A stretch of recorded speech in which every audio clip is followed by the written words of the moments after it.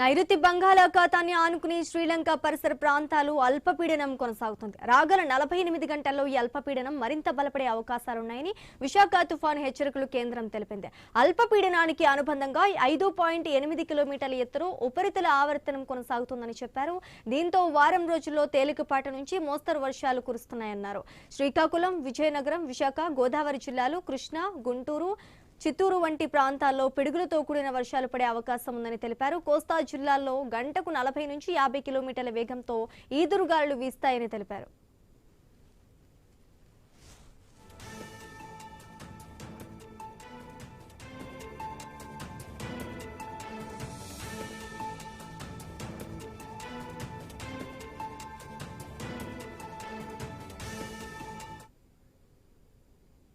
నైరుతి బంగాళాఖాతాన్ని ఆనుకుని శ్రీలంక పరిసర ప్రాంతాల్లో అల్పపీడనం కొనసాగుతుంది. రాగల 48 గంటల్లో ఈ అల్పపీడనం మరింత బలపడే అవకాశాలున్నాయని విశాఖ తుఫాను హెచ్చరికలు కేంద్రం తెలిపింది. ఇక ఇదే అంశానికి సంబంధించి మరింత సమాచారం మా ప్రతినిధి రాజు లైవ్ ద్వారా అందిస్తారు.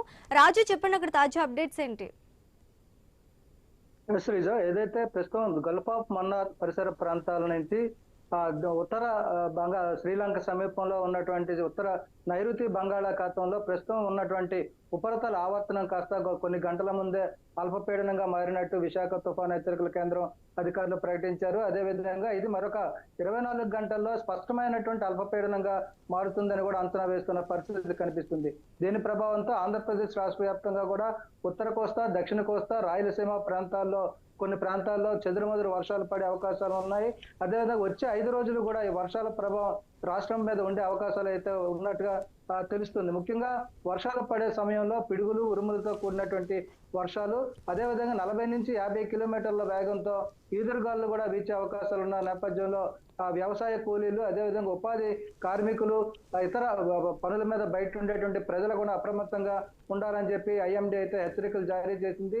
వచ్చే 5 రోజులు కూడా చెదురుమదురు వర్షాలతో పాటు పిడుగుల ప్రభావం కూడా ఎక్కువగా ఉండే నేపథ్యంలో ప్రాణ నష్టం జరగకుండా కూడా ముందస్తు చర్యలు తీసుకోవాలని చెప్పి రాష్ట్ర ప్రభుత్వాన్ని కూడా సూచించడం జరిగింది. ఇలాంటి పరిస్థితుల్లో వచ్చే 5 రోజులు అంటే ఒకవైపు వర్షాలు పడుతూనే మరోవైపు కూడా పగటి ఉష్ణోగ్రతల్లో ఎలాంటి మార్పులు ఉండవని చెప్పి ఐఎండీ తెలియజేస్తుంది. ఇప్పటికే రికార్డు స్థాయిలో పగటి ఉష్ణోగ్రతలు, ఎండ తీవ్రత, ఉక్కపోత కూడా నమోదవుతున్న పరిస్థితుల్లోనే మరోవైపు చెదురుమదురుగా వర్షాలు పడినప్పటికీ కూడా దాని ప్రభావం ఉష్ణోగ్రతల మీద ఎలాంటి ప్రభావం చూపించదని చెప్పి విశాఖ వాతావరణ శాఖ అధికారులు అయితే ఇప్పటికే స్పష్టం చేయడం జరిగింది. ఒకవైపు వర్షాలు, మరోవైపు ఎండ తీవ్రత కూడా భిన్నమైనటువంటి వాతావరణం ఉండే నేపథ్యంలో ప్రజలైతే చాలా జాగ్రత్తగా ఉండాలి, ఆరోగ్య సమస్యలు తలెత్తకుండా ముందస్తు జాగ్రత్తలు తీసుకోవాలని చెప్పి కూడా ఐఎండీ రాష్ట్ర ప్రభుత్వానికి అయితే సూచించడం జరిగింది. దీనికి సంబంధించి కూడా రాష్ట్ర ప్రభుత్వం కూడా వైద్య ఆరోగ్య శాఖ అధికారుల ద్వారా ఎలాంటి అవాంఛనీయ సంఘటనలు అంటే ప్రాణ నష్టాలు, అనారోగ్యాలు జరగకుండా చర్యలు తీసుకోవాలని, అవసరమైతే తప్పితే బయటికి రావద్దని,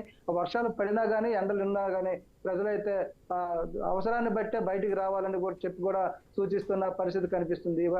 ఇది స్పష్టమైనటువంటి ఏదైతే అల్పపీడనం మరో 24 గంటల్లో అల్పపీడనంగా మారి అక్కడి నుంచి వాయుగుండంగా మారుతుందా లేదా అనే దాని మీద అయితే ఒక అంచనాకైతే ఇంకా రాలేదని చెప్పి అధికారులు తెలియజేస్తున్నారు. దీని ప్రభావంతో అయితే రాష్ట్రంలో చెదురుమదురుగా వర్షాలు పడే అవకాశాలు ఉన్నట్టుగా తెలుస్తుంది. Sreeja, right, thank you for the update Raju.